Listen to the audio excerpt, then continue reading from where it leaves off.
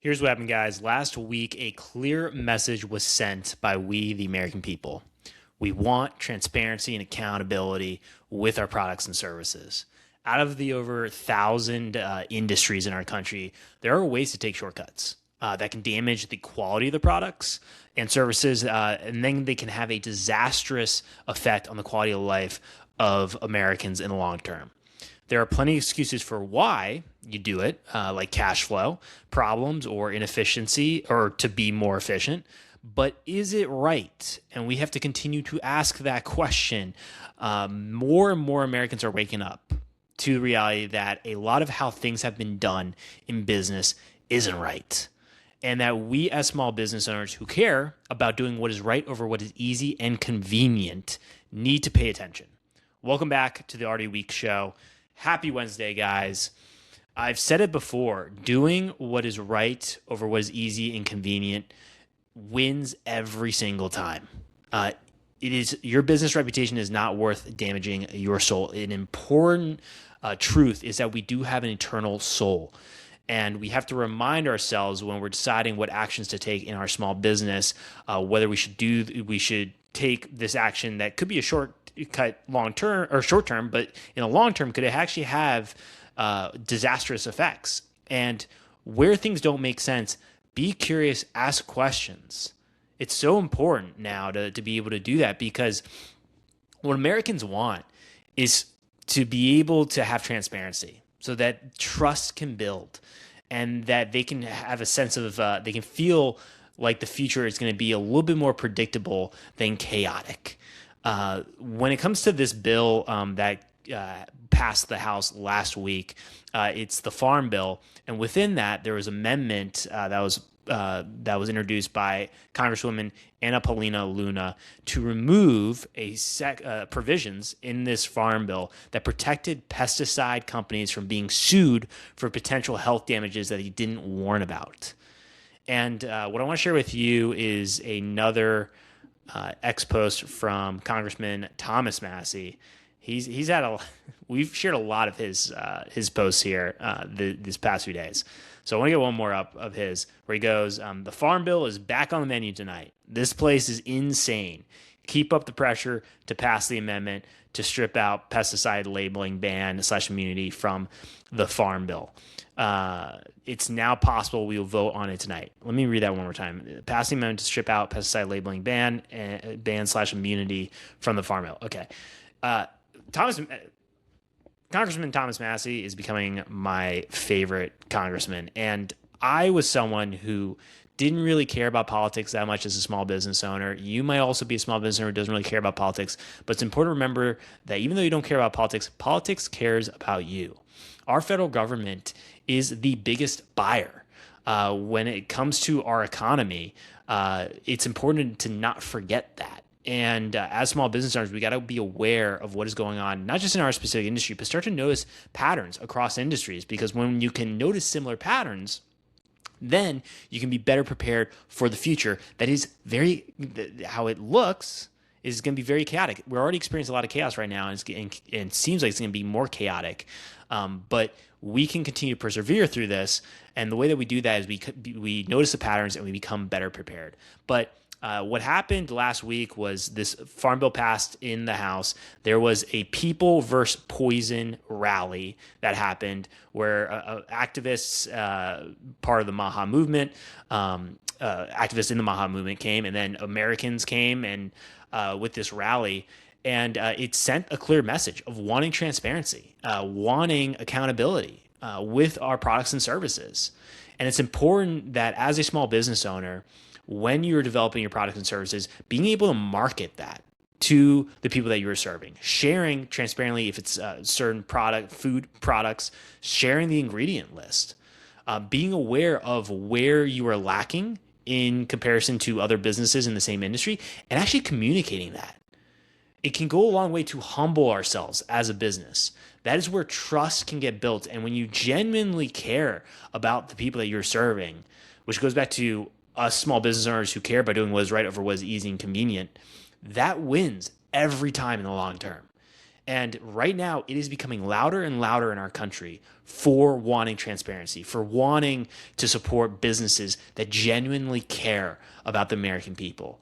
Because over the generations, I think about younger people, their future and livelihood have been intergenerationally stolen from them through a lot of short-term thinking. I mean, we can go to the national debt being over $39 trillion. We can look at the depression crisis that we're experiencing, obesity crisis.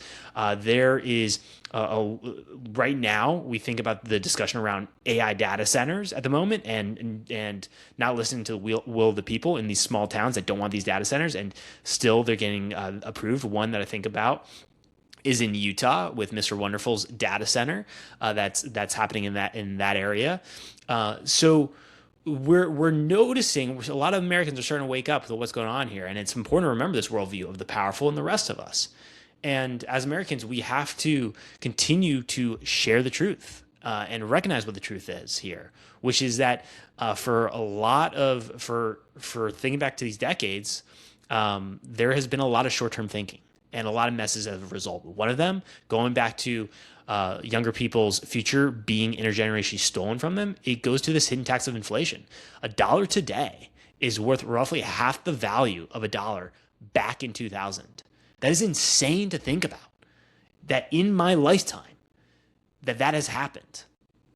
And a lot of Americans are getting tired of this. And as small business owners, I believe we're America's future leaders.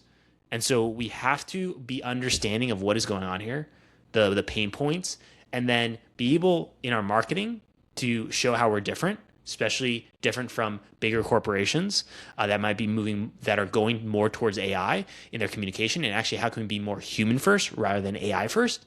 Because when we look at this in the future and just guess, and with my opinion, it's like, where does this go with AI? Well, how it looks is it's going to replace human beings for all the jobs that are out there. Because of the autonomous factor, this is something we have not really experienced as a society, is the autonomous feature. And you look at AI agents as an example of that. So I see that there is going to be a major conversation about this moving forward, of human first or AI first. And it's important to get ahead, to be prepared for that future, because it can get really chaotic in that moment. And we can show an alternative future where we can get back to focusing in our towns and cities locally, making sure that we're continuing to locally keep it a circular consumer-based economy, where we're figuring out our daily products that we need and services. Where can we find that on a local level with small businesses to support and to show that there's opportunities here to be able to improve your quality of life, to achieve the American dream by starting a small business and by leading by example and leading the way and saying we can actually do it through a human first approach, not an AI first approach. That is going to be something I think is going to get much louder moving forward into the future for our country. And we have to be aware of that and be prepared for that. And that goes back to transparency, goes back to building trust. And one correction I want to make from Friday, and this was relating to dynamic pricing, because that also goes back to this accountability and transparency that we Americans want in our products and services. Dynamic pricing is something that can be very unpredictable. You think about that with something like Uber or flights or hotels, where the price can change even within the same day. It can change dramatically. And that creates unpredictability for the future. And so who wants that as Americans? I know I don't. And I know there's a lot of Americans that don't want that. That can add unnecessary amounts of stress. And so one correction I do want to make from that episode on Friday was the one price policy. This was back in the 1850s and 1860s, not 1950s, 1960s. But what this did was it set one price. It was transparent. This is the price. It used to be haggling back then in before this one price policy in American history. And so with haggling, you could have a variety of different prices, but it came from the shift, the policy came because people realized that this is dishonest. This isn't morally right. And that's where then the one price policy came in, transparently stating this is the price. And similarly with knowing how certain things are done in business, where shortcuts can be made and where you can take those and the public may not realize that those shortcuts are happening. They may not be realizing what's going on in the back end. Well, right now, especially with the introduction of AI, where people can take the time to do their own research, more and more about your industry or about your services or products, there is a more of a desire to understand what is going on for how you're delivering the service, what's in the products as well.